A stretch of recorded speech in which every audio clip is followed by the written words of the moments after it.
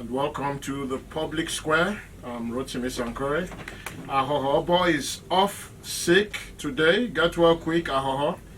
So I'm here alone with Ayobe and our special guest, Chief Guy Ikoku, is going to be discussing with us 50 years after the end of the Civil War. He is eminently qualified to do that. He's 83 years old. He's a veteran of the Civil War. He qualified to practice as a lawyer in 1962. I believe he's the oldest practicing lawyer in Lagos. He's been practicing for 57 years, and he's grand patron of Ohaneze Ndigbo. So, welcome, sir. Thank you very much. Okay.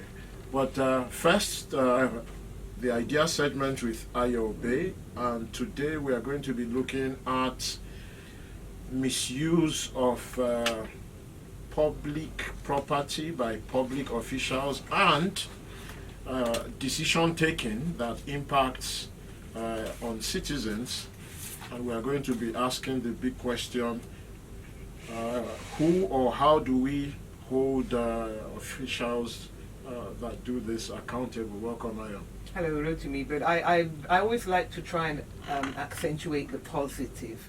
So I would rather say that rather than saying we're going to look at abuse, we are going to look at the ideas, issues in the use of public property and the use of public power generally. I mean, the one that springs to mind immediately that I put out on the Twitter feed was the question of these so many people who were trying to register for JAMB, the Joint Admissions and Matriculations Board examinations, and they were instructed that they would not be able to register unless they had their national identity card. Now, there are issues with the national identity card as it is. I'm sure I've told you that they awarded me my law partner's date of birth and said that I can't change it, even though the bank verification number on which it was based had been changed. So there are issues with the national identity card itself. But more to the point is the issue of whether people have been able to collect it, whether it has been prepared. And, you know, the market, nobody should ever pretend that Nigerians don't know market forces when they arise, because once there was a market in having the national identity card, then those who needed it were forced to pay sums which were not necessarily reflected in the federal government's income for the year. And so it became a real struggle for them. And people say, for goodness sake, why make this a condition when you know that people don't have this national identity card? It's not part of And what the system won't be able to provide it within the time frame. Yes. And you know, the government officials who had this bright idea, where they're saying no, and people were still protesting. And then suddenly somebody, you know, maybe a light went off in somebody's head, and they said, you know what? You don't need, you just go and register as before. Don't bother with the NIN. And you know, but some people would have turned their lives upside down. Turning up at 2 a.m., 3 you know, a.m. to doing queue, all sorts of traveling things. from far places, You know, where no center existed. and so the point is not just, I mean, because quite frankly, it may look as though one is talking about it because it has been reversed, and perhaps we should have talked about it before it was reversed.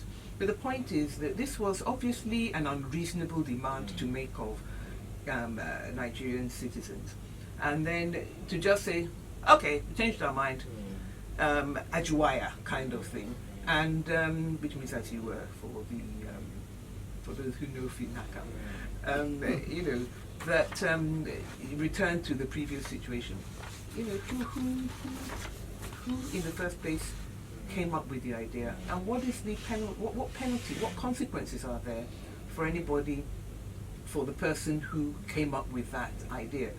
I mean, we shouldn't have to be being grateful that a minister stepped in and saved people from the trauma.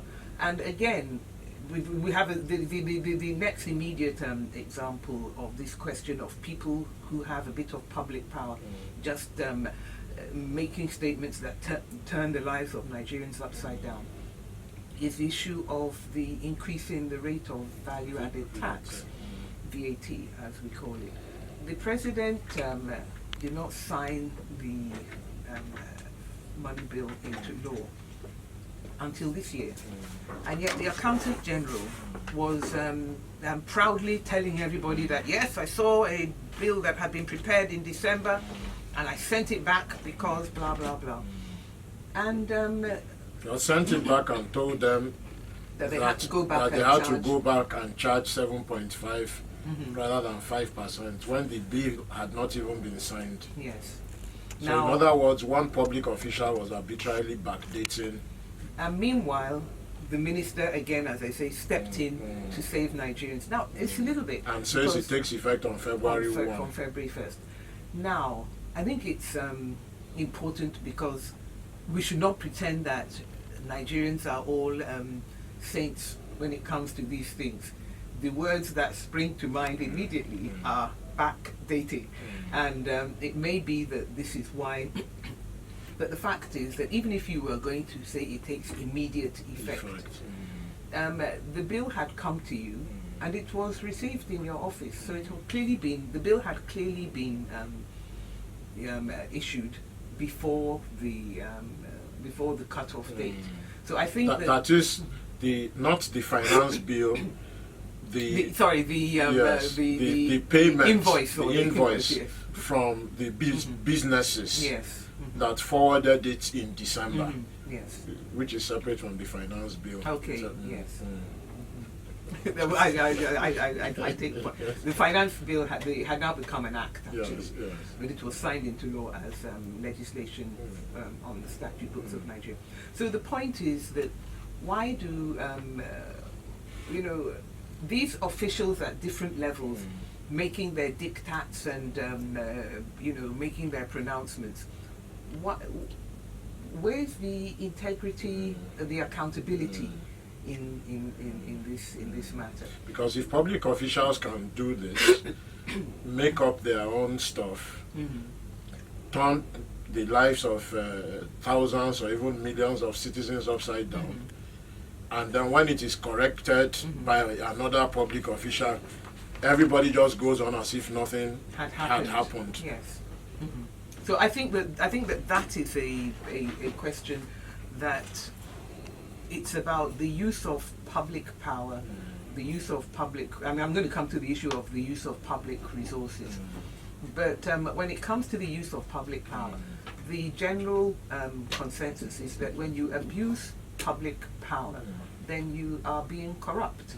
The tendency of power to corrupt, as we keep on saying, does not relate to merely money and financial matters, but it relates to the fact that you just say, I can say what I like and do what I like. And regardless of impact, you don't care. You don't care, and because there's no accountability. And I do think that particularly when it comes to issues like the JAMB, there should be some accountability. And it's not just in Nigeria. Governments will always try to pretend that, well, we did something wrong, but we didn't do something wrong, and everybody should just move on.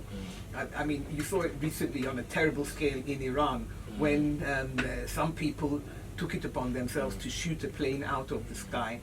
And the government was trying to say, move on, move along, there's nothing to see here. And then eventually, when it was clear that they could no longer say, okay, yeah, it was a mistake that we made, but still move along. People of Iran said, are you crazy? What do you mean move along? And they took to the streets. Same here in Nigeria. People have to start making protests before government says, oh yeah, that thing might be difficult for people to meet. And I think that if we are exercising public power, there should be a greater amount of responsibility. We should be careless in the way that we use public power. All right. But there's another issue. Yeah, and because I think also that the issue of use of public of public property. power also falls into the issue of use of public property. And of course, what brought this to the fore recently was the report that the president's daughter had used the presidential jet to travel to Bauchi.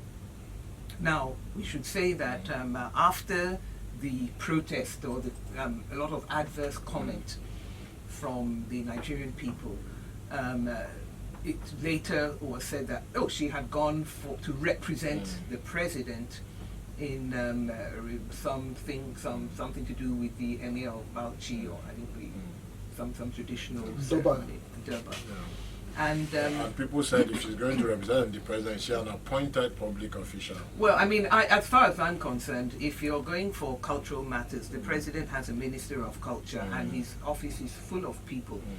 But I dare say that if they were going to represent the president at such an event, they would have taken public transport in the form of airplanes and so on. And the argument was brought out that the the first family security and so on and so forth. I appreciate that the first family requires a greater degree of security than ordinary people like you or Chief. Okay, like you or I. But at the same time, we're not talking about jumping into a Moluwe at Mushi Market. We're talking about a flight in a plane. And every one of us, we all go through the security that goes with taking a flight, even whether a local flight or an international flight. You have to be checked for weapons and all sorts of things. And we get into the plane. So if that security is good enough for ordinary plane travelers, then I think that it should be good enough for the president's daughter.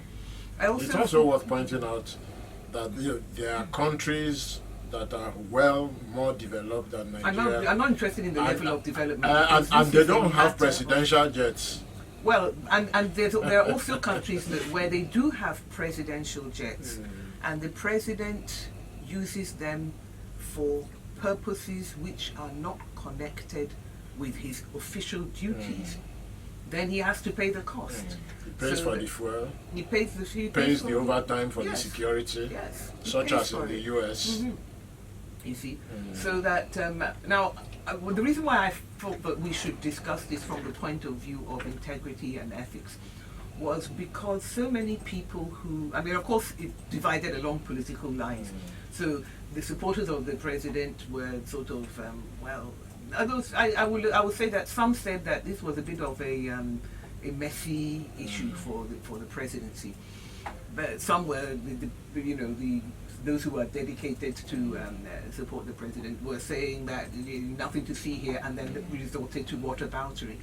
But others sort of said, oh well, in that case, official residence. Maybe the president should live there by himself. Others said, but if you have an official car, why should you live there? And I myself commented that I had, when I was leaving church on Sunday, I had seen a car which had a state government, we had secretary to the state government from outside Lagos. And I said I was surprised. But then I said to myself, but let me, although I think it's a very different matter to a presidential jet, for which I really don't think there's much excuse. But I think that people were now sort of saying, well, if I have an official car, I shouldn't use it because I'm going to, and I said, yes, if I had an official car and I were going to my office, I would certainly use it to take my child to school as well. And I thought to myself, supposing this person who came, with the SSG vehicle had actually come, because it was from outside Lagos, as I said, had come into Lagos and was going back on Monday or Tuesday and said, I want to go to church on Sunday. Am I saying that they shouldn't be able to use the car for that purpose? Not everybody can afford to keep two cars in their compound because one is the official car and the other is my private car. So I think that although my knee-jerk reaction was to say, no, yes, we should do, everybody should say never use an official car for non-official purposes. on second thoughts, I thought it's not quite as clear cut as all But that. there are some things that are clear cut. As Michelle Obama said in her book, they had to discourage people from coming to visit them in the White House for frivolous reasons, because they had to remind all those people that every bottle of water, every biscuit, or every chocolate or sweet or cake you eat, if you are not an official of another country, or a governor coming for a state visit or something, that they pay from Official their purposes. pockets. Yes. Even though they are living in the White House, they pay. They are invoiced for it at the end of the month. And when she looks at the invoice and says, soft drink, $700, what's this? Yeah. Please, discourage your friends from coming. Yeah. So public officials here too need to understand. But you that- see, the problem is that we don't actually bill our public officials in that way. So we need to institute the process. We Yes. probably need an office of, I don't know, oversight, accountability. Many countries have it. Yes. Nigeria has no such office. And that's why you see this extensive abuse of public goods. I mean, I to go back, when I was sworn in as a member of the Police Service Commission, we were put into an hotel at government expense for the swearing in or the inauguration, and it turned out that I mean, maybe I don't know how to really chop life in that proper way, but the bills that some people ran up on during those few days, On the public because bank. and it's not necessarily their fault, but people were coming to see them in large numbers and expecting to be fed. It's not that they were eating 6 meals or 20 meals, but people were coming to see them, and by the time meals had been signed for, it became and so there's a mentality that we also have that my brother is there, make I go chop.